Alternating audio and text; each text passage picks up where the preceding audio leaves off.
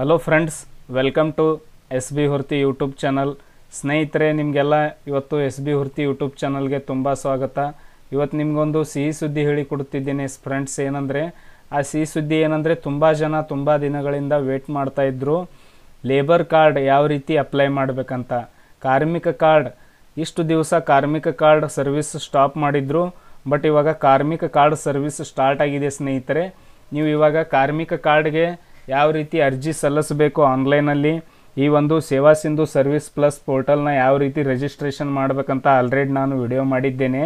ಆ video link ಕೂಡ ಈ ಒಂದು ವಿಡಿಯೋ ಕೆಳಗಡೆ ಇದೆ, ಅಲ್ಲೂ ಕೂಡ ನೋಡಿ. ನೀವು ಸೇವಾ ಸಿಂಧು ಸರ್ವಿಸ್ ಪ್ಲಸ್ನ ತುಂಬ ಸುಲಭವಾಗಿ ರಿಜಿಸ್ಟ್ರೇಷನ್ ಮಾಡ್ಕೋಬೋದು ಫ್ರೆಂಡ್ಸ್. ನೋಡಿ, ರಿಜಿಸ್ಟ್ರೇಷನ್ ಮಾಡುವಾಗ ನಿಮಗೆ ತೊಂದರೆ ಆದರೆ ದಯವಿಟ್ಟು ನಾನು ಹೇಳುತ್ತಿದ್ದೇನೆ ನಿಮಗೆ, ಸೇವಾ ಸಿಂಧು ಸರ್ವಿಸ್ ಪ್ಲಸ್ಸು ಇದು ಓಪನ್ ಮಾಡಬೇಕಂದ್ರೆ ಮತ್ತು ಇದು ರಿಜಿಸ್ಟ್ರೇಷನ್ ಮಾಡಬೇಕಂದ್ರೆ ಫೈರ್ಫಾಕ್ಸ್ ಬ್ರೌಸರ್ನ ಯೂಸ್ ಮಾಡಿ ಫ್ರೆಂಡ್ಸ್. ನೋಡಿ, ಈಗ ನಿಮಗೆ ಲೇಬರ್ ಕಾರ್ಡ್ ಸರ್ವಿಸ್ ಆನ್ ಆಗಿದೆ. ಯಾವ ರೀತಿ ಲೇಬರ್ ಕಾರ್ಡ್ಗೆ ಅಪ್ಲೈ ಮಾಡಬೇಕು ಅಂತ ಹೇಳಿಕೊಡುತ್ತಿದ್ದೇನೆ. ಸಿಂಪಲ್ಲಾಗಿ ನಿಮ್ಮ ಸೇವಾ ಸಿಂಧು ಪೋರ್ಟಲ್ನ ಓಪನ್ ಮಾಡ್ಕೊಳ್ಳಿ. ಓಪನ್ ಮಾಡಿದ್ಮೇಲೆ ಇಲ್ಲಿ ಅಪ್ಲೈ ಫಾರ್ ಸರ್ವಿಸ್ ಅಂತ ಒಂದು ಆಪ್ಷನ್ ಕಾಣ್ತಾ ಇದೆ, ನೋಡ್ಬೋದು. ಈ ಅಪ್ಲೈ ಫಾರ್ ಸರ್ವಿಸ್ ಆಪ್ಷನ್ ಮೇಲೆ ಕ್ಲಿಕ್ ಮಾಡಿ. ಇದ್ರ ಮೇಲೆ ಕ್ಲಿಕ್ ಮಾಡಿದಾಗ ಇಲ್ಲಿ ನಿಮಗೆ ವ್ಯೂ ಆಲ್ ಅವೈಲೇಬಲ್ ಸರ್ವಿಸಸ್ ಅಂತ ಒಂದು ಆಪ್ಷನ್ ಇದೆ, ಇದ್ರ ಮೇಲೆ ಕ್ಲಿಕ್ ಮಾಡಿ. ಇದರ ಮೇಲೆ ಕ್ಲಿಕ್ ಮಾಡಿದಾಗ ನಿಮ್ಮ ಕಣ್ಣು ಮುಂದೆ ಇಲ್ಲಿ ಒಂದು ವಿಂಡೋ ಓಪನ್ ಆಗುತ್ತೆ. ಈ ವಿಂಡೋದಲ್ಲಿ ನಿಮಗೆ ಲೇಬರ್ ಕಾರ್ಡ್ಗೆ ಅಪ್ಲೈ ಮಾಡಬೇಕಂದ್ರೆ ಇಲ್ಲಿ ಸಿಂಪಲ್ಲಾಗಿ ಏನು ಮಾಡಬೇಕಂದ್ರೆ ಇಲ್ಲಿ ಸರ್ಚ್ ಮಾಡಿ ತೋರಿಸಿಕೊಡುತ್ತೇನೆ ನೋಡಿ ಸ್ನೇಹಿತರೆ. ಇಲ್ಲಿ ಇದು ಸ್ವಲ್ಪ ಓಪನ್ ಆಗಲಿ, ಸ್ವಲ್ಪ ನೆಟ್ ಸ್ಲೋ ಇದೆ. ಈ ರೀತಿಯಾದಂಥ ಒಂದು ವಿಂಡೋ ಓಪನ್ ಆಗುತ್ತೆ ಸ್ನೇಹಿತರೆ. ಇಲ್ಲಿ ಸಿಂಪಲ್ಲಾಗಿ ಇಲ್ಲಿ ಸರ್ಚ್ ಅನ್ನೋ ಆಪ್ಷನಲ್ಲಿ ಹೋಗಿಬಿಟ್ಟು ಇಲ್ಲಿ CONS ಅಂತ ಟೈಪ್ ಮಾಡ್ಕೊಳ್ಳಿ. CONS ಅಂದರೆ ಕನ್ಸ್ಟ್ರಕ್ಷನ್ ಅಂತ ಶಾರ್ಟ್ಕಟ್ ಆಗಿ. ಇಲ್ಲಿ ಕನ್ಸ್ಟ್ರಕ್ಷನ್ ಅಂತ ಟೈಪ್ ಮಾಡಿದಾಗ ಇಲ್ಲಿ ಮುಂದೆ ಒಂದು ಆಪ್ಷನ್ ಕಾಣ್ತಾ ಇದೆ, ನೋಡ್ಬೋದು. Application for registration with Karnataka building and other construction workers welfare board ಅಂತ ಬರುತ್ತೆ. ಸೊ ಸಿಂಪಲ್ಲಾಗಿ ಇಲ್ಲಿ ಏನು ಮಾಡಬೇಕಂದ್ರೆ ಈ ಒಂದು ಆಪ್ಷನ್ ಮೇಲೆ ಕ್ಲಿಕ್ ಮಾಡ್ಕೊಳ್ಳಿ. ಈ ಆಪ್ಷನ್ ಮೇಲೆ ಕ್ಲಿಕ್ ಮಾಡಿದಾಗ ಇಲ್ಲಿ ನಿಮ್ಮ ಕಣ್ಣು ಮುಂದೆ ಇನ್ನೊಂದು ಪೇಜ್ ಓಪನ್ ಆಗುತ್ತೆ. ಈ ಪೇಜ್ ಓಪನ್ ಆದಾಗ ಇಲ್ಲಿ ನೋಡ್ಬೋದು ಫ್ರೆಂಡ್ಸ್, ಇಲ್ಲಿ ನಿಮಗೆ ಈ ಪೇಜ್ ಓಪನ್ ಆದಾಗ ಇಲ್ಲಿ ನಿಮಗೆ 3 ಅಪ್ಲಿಕೇಶನ್ಗಳನ್ನು ಡೌನ್ಲೋಡ್ ಮಾಡೋಕ್ಕೆ ಹೇಳುತ್ತೆ. ಇಲ್ಲಿದೆ ನೋಡಿ, employment certificate by employer. Next ಇಲ್ಲಿ employment certificate by the labour officer, senior labour inspector ಅಂತ ಬರುತ್ತೆ. Third one option employment certificate by the panchayat development officer, ಗ್ರಾಮ ಪಂಚಾಯತ್ ಅಂದರೆ ನಿಮ್ಮ ಗ್ರಾಮ ಪಂಚಾಯತ್ PDO ಅವರು ಒಂದು ಲೆಟರ್ನ ಕೊಡ್ತಾರೆ. ನೆಕ್ಸ್ಟ್ ಇಲ್ಲಿ employment certificate by registered trade union ಅಂತ ಬರುತ್ತೆ. ಈ ಒಂದು 4 ಸರ್ಟಿಫಿಕೇಟ್ಗಳನ್ನು ನೀವು ಇಲ್ಲಿ ಕ್ಲಿಕ್ ಮಾಡಿ ಡೌನ್ಲೋಡ್ ಮಾಡ್ಕೋಬೇಕು. ಇಲ್ಲಿ ಕ್ಲಿಕ್ ಮಾಡಿದಾಗ ನೋಡಿ ಸರ್ಟಿಫಿಕೇಟ್ ಡೌನ್ಲೋಡ್ ಆಗುತ್ತೆ. ಇಲ್ಲಿ ಓಕೆ ಅಂತ ಕೊಟ್ಟಾಗ ಈ ಸರ್ಟಿಫಿಕೇಟು ಈ ರೀತಿಯಾಗಿ ಓಪನ್ ಆಗುತ್ತೆ ನಿಮಗೆ. ಈ ರೀತಿಯಾಗಿ ಇದನ್ನು ನೀವು ಪ್ರಿಂಟ್ ತೆಗೆದು, ಈ ಸರ್ಟಿಫಿಕೇಟ್ನ ಪ್ರಿಂಟ್ ತೆಗೆದು ನೀವು ಸಂಬಂಧಪಟ್ಟಂಥ ಅಧಿಕಾರಿ ಹತ್ರ ಇದನ್ನು ಫಿಲ್ ಮಾಡಿ ಸೈನ್ ಮಾಡ್ಕೋಬೇಕು. ಸೈನ್ ಮಾಡಿದ್ಮೇಲೆ ಫ್ರೆಂಡ್ಸ್ ಇಲ್ಲಿ 4 ಸರ್ಟಿಫಿಕೇಟ್ನ ನೀವು ಡೌನ್ಲೋಡ್ ಮಾಡ್ಕೊಳ್ಳಿ. ಡೌನ್ಲೋಡ್ ಆದಮೇಲೆ ಸಿಂಪಲ್ಲಾಗಿ ಇಲ್ಲಿ ನೀವು ಇಲ್ಲಿ application registration with Karnataka worker building ಅಂತ ಬರ್ತಲ್ಲ ಲೇಬರ್ ಕಾರ್ಡ್ಗೆ, ಇಲ್ಲಿ ನೀವು ಅಪ್ಲೈ ಮಾಡಿದಾಗ ಫ್ರೆಂಡ್ಸ್ ನಿಮಗೆ ಇಲ್ಲಿ ನೋಡ್ಬೋದು. ಇವಾಗ ಸರ್ಟಿಫಿಕೇಟ್ ಇಲ್ಲೇ ಇದೆ, ಇದು ಕೂಡ ಇದು ಆಪ್ಷನಲ್ಲಿ ಓಕೆ ಮಾಡಿದಾಗ ಇಲ್ಲಿ ಕೆಳಗಡೆ ನಿಮಗೆ ಪ್ರೊಸೆಸ್ ಅಂತ ಒಂದು ಆಪ್ಷನ್ ಬರುತ್ತೆ.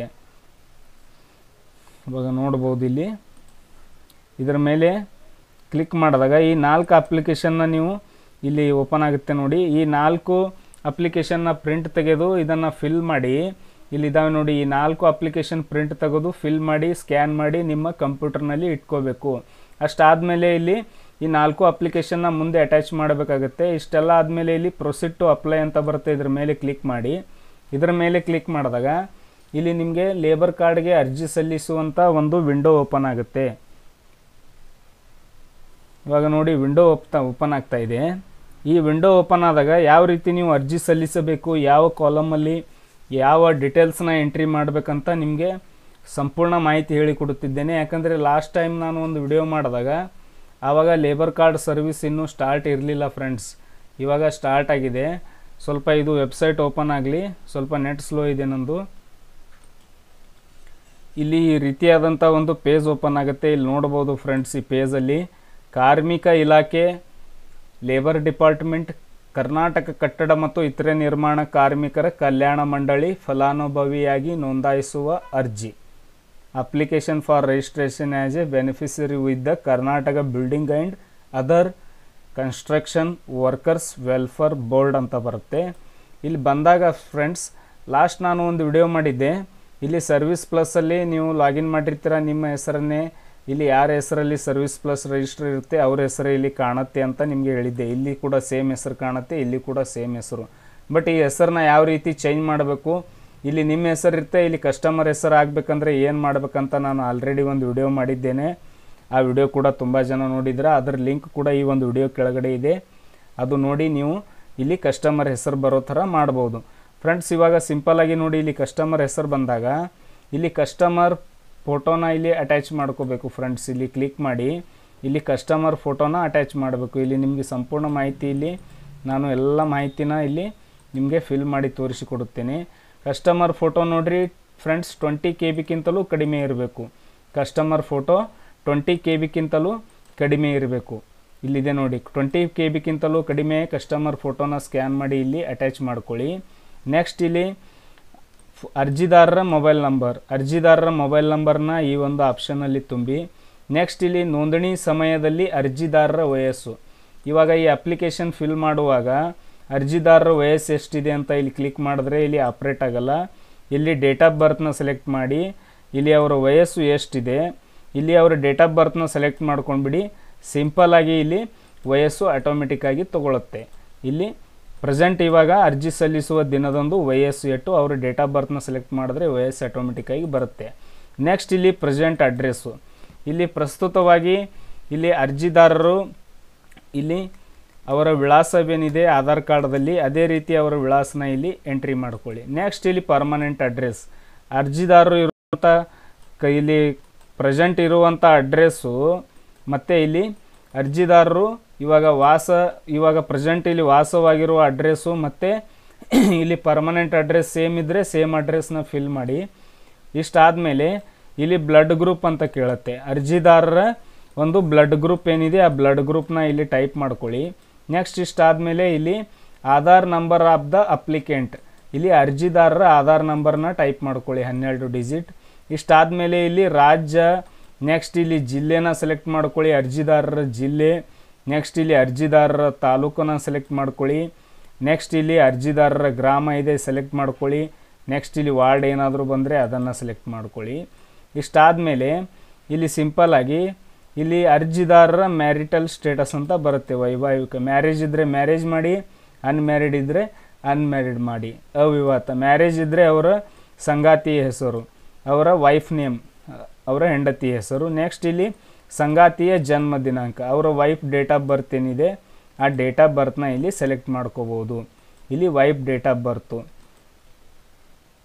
ಇಲ್ಲಿ ಅವರ ವೈಫ್ ಡೇಟ್ ಆಫ್ ಬರ್ತ್ ಏನಿದೆ ಆ ಡೇಟ್ ಆಫ್ ಬರ್ತ್ನ ಇಲ್ಲಿ ನೀವು ಸಿಂಪಲ್ಲಾಗಿ ಸೆಲೆಕ್ಟ್ ಮಾಡ್ಕೊಳ್ಳಿ. ನೆಕ್ಸ್ಟ್ ಇಲ್ಲಿ ಉದ್ಯೋಗ, ಅವರ ವೈಫ್ ಏನು ಕೆಲಸ ಮಾಡ್ತಾರೆ, ಅವರ ವೈಫ್ ಉದ್ಯೋಗ ಏನಿದೆ ಅದನ್ನು ಇಲ್ಲಿ ಹೌಸ್ ವೈಫ್ ಇದ್ದರೆ ಸಿಂಪಲ್ಲಾಗಿ ಹೌಸ್ ವೈಫ್ ಅಂತ ಮಾಡಿ ಇಲ್ಲಿ ಹೌಸ್ ವೈಫ್ ಮಾಡ್ಕೊಳ್ಳಿ. ಇಷ್ಟಾದಮೇಲೆ ಇಲ್ಲಿ ವಿದ್ಯಾಭ್ಯಾಸ ಕೇಳುತ್ತೆ, ವಿದ್ಯಾಭ್ಯಾಸ ಎಷ್ಟಿದೆ ಅಷ್ಟು ವಿದ್ಯಾಭ್ಯಾಸ ಮಾಡ್ಕೊಳ್ಳಿ. ನೆಕ್ಸ್ಟ್ ಇಲ್ಲಿ ಪತ್ನಿ ಮಂಡಳಿಯ ಫಲಾನುಭವಿಗಳೇ, ಇವರ ಪತ್ನಿ ಏನಾದರೂ ಇಲ್ಲಿ ಈ ಒಂದು ಲೇಬರ್ ಕಾರ್ಡ್ ಇದೆನಾ ಅದರದಿಂದ ಏನಾದರೂ ಫೆಸಿಲಿಟಿ ಪಡಿತಿದ್ದಾರಾ ಅಂತ ಕೇಳುತ್ತೆ. ಇಲ್ಲ ಅಂದರೆ ಇಲ್ಲಿ ನೋ ಅಂತ ಮಾಡಿ, ಇದ್ದರೆ ಎಸ್ ಮಾಡಿ. ಇಷ್ಟಾದಮೇಲೆ ಇಲ್ಲಿ ಫ್ರೆಂಡ್ಸ್ ಇಲ್ಲಿ ಧರ್ಮ ಬರುತ್ತೆ. ಇಲ್ಲಿ ಹಿಂದೂ, ನಿಮ್ಮದು ಯಾವ ಧರ್ಮ ಇದೆ ಆ ಧರ್ಮ. ನೆಕ್ಸ್ಟ್ ಇಲ್ಲಿ ನಿಮ್ಮ ಕ್ಯಾಸ್ಟ್ ಯಾವುದಿದೆ ಕ್ಯಾಸ್ಟು, ಮದರ್ ಟಂಗ್ ಇಲ್ಲಿ ಫಿಲ್ ಮಾಡ್ಕೊಳ್ಳಿ. ನೆಕ್ಸ್ಟ್ ಇಲ್ಲಿ ಅಕ್ಷರಸ್ಥರ ಅಥವಾ ಅನಕ್ಷರಸ್ಥಿದ್ದರೆ, ಅಕ್ಷರಸ್ಥರಿದ್ದರೆ ಅಕ್ಷರಸ್ಥರು, ಅವರ ಎಜುಕೇಷನ್ ಏನಾಗಿದೆ ಅದನ್ನು ಸೆಲೆಕ್ಟ್ ಮಾಡ್ಕೊಳ್ಳಿ. ಅನಕ್ಷರಸ್ಥರಿದ್ದರೆ ಇಲ್ಲಿಟ್ರೇಟ್ ಅಂತ ಮಾಡಿ ಬಿಟ್ಬಿಡಿ ಇಲ್ಲಿ. ನೆಕ್ಸ್ಟ್ ಇಲ್ಲಿ ಅವರು ಮೇಲಿದ್ದಾರೆ ಫೀಮೇಲ್ ಇದ್ದಾರೆ ಸೆಲೆಕ್ಟ್ ಮಾಡ್ಕೊಳ್ಳಿ. ಇಷ್ಟಾದಮೇಲೆ ಫ್ರೆಂಡ್ಸ್ ಇಲ್ಲಿ ನೋಡ್ಬೋದು ಕೆಳಗಡೆ ಇಲ್ಲಿ ರೇಷನ್ ಕಾರ್ಡ್ ನಂಬರ್, ಇಲ್ಲಿ ಅಡಿಷ್ನಲ್ ಡೀಟೇಲ್ಸ್ ಅಂತ ಕೇಳುತ್ತೆ. ಇಲ್ಲಿ ಈ ಅರ್ಜಿದಾರರ ರೇಷನ್ ಕಾರ್ಡ್ ನಂಬರ್ ಇದ್ದರೆ ರೇಷನ್ ಕಾರ್ಡ್ ನಂಬರ್ ಹಾಕಿ. ನೆಕ್ಸ್ಟ್ ಇಲ್ಲಿ ವೋಟರ್ ID ಮತದಾನ ಗುರುತಿನ ಚೀಟಿ ನಂಬರ್ ಇದ್ದರೆ ಅದನ್ನು ಹಾಕಿ. ಇಲ್ಲಿ ನರೇಗಾ ಜಾಬ್ ಕಾರ್ಡ್ ಏನಾದರೂ ಇದ್ದರೆ ಆ ಜಾಬ್ ಕಾರ್ಡ್ ನಂಬರ್ ಹಾಕಿ. ಜಾಬ್ ಕಾರ್ಡ್ ಇಲ್ಲ ಅಂದರೂ ಪರವಾಗಿಲ್ಲ, ಈ ಒಂದು ರೇಷನ್ ಕಾರ್ಡ್ ನಂಬರು ಮತ್ತು ಇಲ್ಲಿ ಮತದಾನ ಗುರುತಿನ ಚೀಟಿ ನಂಬರ್ ಹಾಕಿ. ಇಷ್ಟಾದಮೇಲೆ ಇಲ್ಲಿ ನೆಕ್ಸ್ಟಾಗಿ ಇಲ್ಲಿ ನೋಂದಣಿ ಸಮಯದಲ್ಲಿ ನಿರ್ಮಾಣ ಕೆಲಸದಲ್ಲಿ ಅನುಭವ, ಅವರು ನೋಂದಣಿ ಮಾಡುವಾಗ ಎಷ್ಟು ವರ್ಷದ ಅನುಭವ ಇದೆ, 5 ವರ್ಷ ಇದ್ದರೆ 0.5 ಮಾಡಿ, 10 ವರ್ಷ ಇದ್ದರೆ ಇಲ್ಲಿ 10 ವರ್ಷ ಮಾಡಿ. ಅವರಿಗೆ ಎಷ್ಟು ವರ್ಷ ಅನುಭವ ಇದೆ ಅಷ್ಟು ವರ್ಷದ ಅನುಭವನ ಇಲ್ಲಿ ಸಿಂಪಲ್ಲಾಗಿ ಟೈಪ್ ಮಾಡ್ಕೊಳ್ಳಿ. ನೆಕ್ಸ್ಟ್ ಇಲ್ಲಿ ನಿರ್ಮಾಣ ಕ್ಷೇತ್ರದಲ್ಲಿ ಪರಿಣಿತಿ ಹೊಂದಿರುವ ಅಥವಾ ಅನುಭವವುಳ್ಳ ಕೆಲಸ, ಅವರು ಯಾವ ಕೆಲಸದಲ್ಲಿ ಪರಿಣಿತಿ ಇದ್ದಾರೆ. ಇಲ್ಲಿ ಕನ್ಸ್ಟ್ರಕ್ಷನ್ ಇದ್ದರೆ ಇಲ್ಲಿ ಕನ್ಸ್ಟ್ರಕ್ಷನ್ ಅಂತ ಮಾಡ್ಕೊಳ್ಳಿ, ಸಿಂಪಲ್ಲಾಗಿ ಇಲ್ಲಿ ಕನ್ಸ್ಟ್ರಕ್ಷನ್ ಅಂತ ಮಾಡಿ. ನೆಕ್ಸ್ಟ್ ಇಲ್ಲಿ ನೋಡ್ಬೋದು, ಕಳೆದ 12 ತಿಂಗಳಲ್ಲಿ ನೀವು 90 ದಿನಗಳ ಕಾಲ ಕಟ್ಟಡ ಅಥವಾ ಇತರ ನಿರ್ಮಾಣ ಕಾಮಗಾರಿ ಕೆಲಸ ಮಾಡಿದ್ದೀರಾ ಅಂತ ಕೇಳುತ್ತೆ. ಇಲ್ಲಿ ಇನ್ ಕೇಸ್ ನೋಡಿ, ನೀವು 90 ದಿನಗಳ ಕಾಲ 12 ತಿಂಗಳಲ್ಲಿ ಅಟ್ಲೀಸ್ಟ್ ಅಬೌವ್ 3 ಮಂತ್ ಆದರೂ ನೀವು ಕೆಲಸ ಮಾಡಿರಬೇಕು. ಅದಕ್ಕೆ ನೀವು ಇಲ್ಲಿ ಮಾಡ್ಬೋದು. 90 ದಿನ ಅಂದರೆ ಉಳಿದಿರೋ ಆಲ್ಮೋಸ್ಟ್ ಎಲ್ಲರೂ ಜಾಸ್ತಿನೇ ಕೆಲಸ ಮಾಡ್ತಾರೆ. 200, 150ಇಂದ 200 ಮಾಡ್ಕೋಬೋದು. ಅಂದರೆ ಮಿನಿಮಮ್ 90 ಡೇಸ್ಗಿಂತಲೂ ಹೆಚ್ಚಿಗೆ ನೀವು ಕೆಲಸ ಮಾಡಿದರೆ ಬೆಟರು. ನೆಕ್ಸ್ಟ್ ಇಲ್ಲಿ ಕರೆಂಟ್ ಎಂಪ್ಲಾಯ್ಮೆಂಟ್ ಸ್ಟೇಟಸ್ ಅಂತ ಬರುತ್ತೆ. ಇವಾಗ ಇವರು ಯಾರ ಹತ್ರ ಕೆಲಸ ಮಾಡ್ತಾ ಇದ್ದಾರೆ ಅವರ ಒಂದು ಇಲ್ಲಿ ಕರೆಂಟ್ ಪ್ರಸ್ತುತ ಉದ್ಯೋಗದಾತರ ಹೆಸರು ಅಂತ ಬರುತ್ತೆ. ಇವರು ಯಾರ ಹತ್ರ ಕೆಲಸ ಮಾಡ್ತಾರೆ ಅವರ ಓನರ್ ಹೆಸರನ್ನ ಇಲ್ಲಿ ಟೈಪ್ ಮಾಡಿ. ನೆಕ್ಸ್ಟ್ ಇಲ್ಲಿ ಕರೆಂಟ್ ಎಂಪ್ಲಾಯರ್ ಫೋನ್ ನಂಬರ್, ಅವರ ಓನರ್ ಮೊಬೈಲ್ ನಂಬರ್ನ ಹಾಕಿ. ಇಲ್ಲಿ ಯಾರ ಹತ್ರ ಕೆಲಸ ಮಾಡ್ತಾರೆ, 1 ನಿಮಿಷ ಫೋನ್ ಬರ್ತಾ ಇದೆ. ಇಲ್ಲಿ ಯಾರ ಹತ್ರ ಕೆಲಸ ಮಾಡ್ತಾ ಇದ್ದೀರಾ ಅವರ ಹೆಸರು ಮತ್ತು ಅವರ ಮೊಬೈಲ್ ನಂಬರು. ನೆಕ್ಸ್ಟ್ ಇಲ್ಲಿ ಕೆಲಸ ಮಾಡುವಂಥ ಸ್ಥಳದ ಅಡ್ರೆಸ್ಸು, ಅಂದರೆ ನಿಮ್ಮ ವಿಲೇಜ್ ಅಡ್ರೆಸ್ನ ಹಾಕ್ಬೋದು. ನೆಕ್ಸ್ಟ್ ಇಲ್ಲಿ ಬಿಲ್ಡಿಂಗ್ ಆರ್ ಅದರ್ ಕನ್ಸ್ಟ್ರಕ್ಷನ್, ಪ್ರಸ್ತುತ ಅರ್ಜಿದಾರನು ಕೆಲಸ ಮಾಡುವ ಕಟ್ಟಡ ಅಥವಾ ಇತರೆ ಕಾಮಗಾರಿ. ಈಗ ಪ್ರೆಸೆಂಟ್ ಅವರು ಏನಾದರೂ ಕೆಲಸ ಮಾಡ್ತಾ ಇದ್ದರೆ ಇದರಲ್ಲಿ ಯಾವ ಕೆಲಸ ಮಾಡ್ತಾ ಇದ್ದಾರೆ ಇಲ್ಲಿ ನೋಡ್ಬೋದು. ಕನ್ಸ್ಟ್ರಕ್ಷನ್ ಇದೆ, ಆ ಕನ್ಸ್ಟ್ರಕ್ಷನ್ ಹಾಕಿ.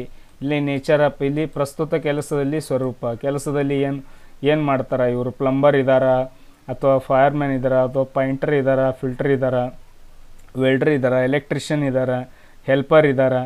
ಇದರಲ್ಲಿ ಹೆಲ್ಪರ್ ಇದ್ದರೆ ಹೆಲ್ಪರು. ಇನ್ ಕೇಸ್ ಏನಾದರೂ ಅವರು ಇಲ್ಲಿ ಕಟ್ಟಡ ಮಾಡುವಂಥ ಏನಾದರೂ ಸ್ಟೋನ್ ಪಾಲಿಷರ್ ಇದ್ದರೆ ಸ್ಟೋನ್ ಪಾಲಿಷರ್.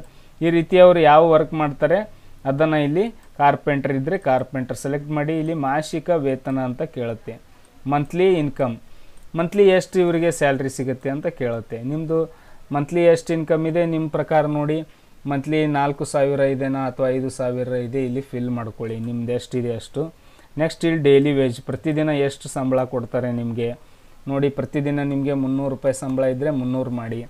ಇಷ್ಟಾದಮೇಲೆ ಫ್ರೆಂಡ್ಸ್ ಇಲ್ಲಿ ನೋಡ್ಬೋದು ಕೆಳಗಡೆ ಇಲ್ಲಿ ಡಿಪೆಂಡೆಂಟ್ ಆ್ಯಂಡ್ ನಾಮಿನಿ ಡೀಟೇಲ್ಸ್, ಅವಲಂಬಿತರು ಮತ್ತು ನಾಮನಿರ್ದೇಶಕರ ವಿವರ.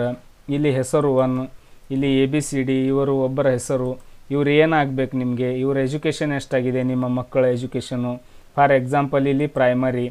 ನೆಕ್ಸ್ಟ್ ಇಲ್ಲಿ ಸಂಬಂಧ, ಸನ್ ಮಗ ಇದ್ದರೆ ಸನ್ ಅಂತ ಮಾಡಿ. ಇಲ್ಲಿ ವಯಸ್ಸು ಎಷ್ಟಿದೆ ಅವರಿಗೆ, 10 ವಯಸ್ಸಿದ್ದರೆ ಇಲ್ಲಿ 16 ವರ್ಷ ಇದ್ದರೆ ಇಲ್ಲಿ 16 ಮಾಡ್ಕೊಳ್ಳಿ. ನೆಕ್ಸ್ಟ್ ಇಲ್ಲಿ ಅವರು ಮೇಲ್ ಇದ್ದಾರಾ ಫಿಮೇಲ್ ಇದ್ದಾರೆ, ಮೇಲು.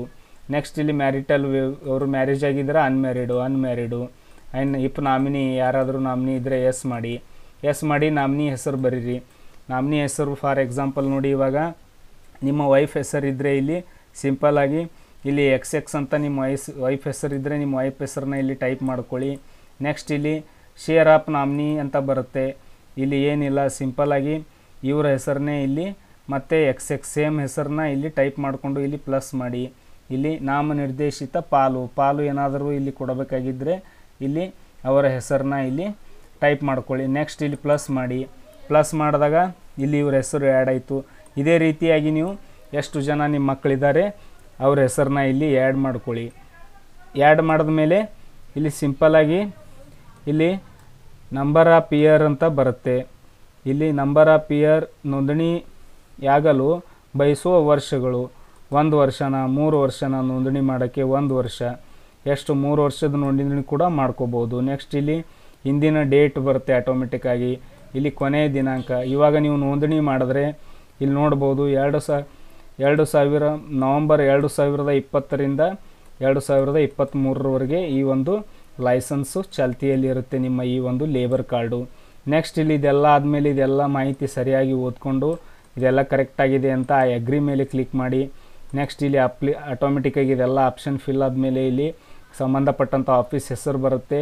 ಈ ಕ್ಯಾಪ್ಚರ್ ಕೋಡ್ನ ಇಲ್ಲಿ ಸಿಂಪಲ್ಲಾಗಿ ಇಲ್ಲಿ ಟೈಪ್ ಮಾಡಿಕೊಂಡು ಇಲ್ಲಿ ಕ್ಯಾಪ್ಚರ್ ಕೋಡ್ನ ಟೈಪ್ ಮಾಡಿ ಇಲ್ಲಿ ಸಬ್ಮಿಟ್ ಅಂತ ಕೊಟ್ಟಾಗ ಮುಂದೆ ನಿಮಗೆ ನಾನು ಸ್ಟಾರ್ಟಿಂಗಲ್ಲಿ ಹೇಳಿದ್ನಲ್ಲ ಈ 4 ಫಾರ್ಮ್ಗಳನ್ನು ಪ್ರಿಂಟ್ ತೆಗೆದುಕೊಳ್ಳಿ ಅಂತ, ಆ ಫಾರಮ್ಗಳನ್ನು ಪ್ರಿಂಟ್ ತೆಗೆದಿರೋ ಫಾರಮ್ನ ಅಲ್ಲಿ ಅಟ್ಯಾಚ್ ಮಾಡಿ ಮುಂದೆ 25 ರೂಪಾಯಿ ನಿಮಗೆ ಫೀಸ್ ಕೇಳ್ಬೋದು, ಇಲ್ಲಾಂದರೆ ಫ್ರೀ ಕೂಡ ಇರ್ಬೋದು. ಅಲ್ಲಿ ಕನ್ಫರ್ಮ್ ಕೊಟ್ಟಾಗ ನಿಮ್ಮ ಅಪ್ಲಿಕೇಶನ್ ಸಕ್ಸಸ್ಫುಲ್ಲಾಗಿ ಸಬ್ಮಿಟ್ ಆಗುತ್ತೆ ಫ್ರೆಂಡ್ಸ್. ಮುಂದೆ ನೀವು ಇಲ್ಲಿ ವ್ಯೂ ಮೈ ಅಪ್ಲಿಕೇಶನ್ ಸ್ಟೇಟಸ್ ಮೇಲೆ ಹೋಗಿ ಟ್ರ್ಯಾಕ್ ಅಪ್ಲಿಕೇಶನ್ದಲ್ಲಿ ಹೋಗಿ ನಿಮ್ಮ ಈ ಒಂದು ಟ್ರ್ಯಾಕ್ ಅಪ್ಲಿಕೇಶನ್ ಮೇಲೆ ಕ್ಲಿಕ್ ಮಾಡಿ ನಿಮ್ಮ ಸ್ಟೇಟಸ್ ಕೂಡ ನೀವು ಚೆಕ್ ಮಾಡಿ ನೋಡ್ಬೋದು ಏನಾಗಿದೆ ಅಂತ.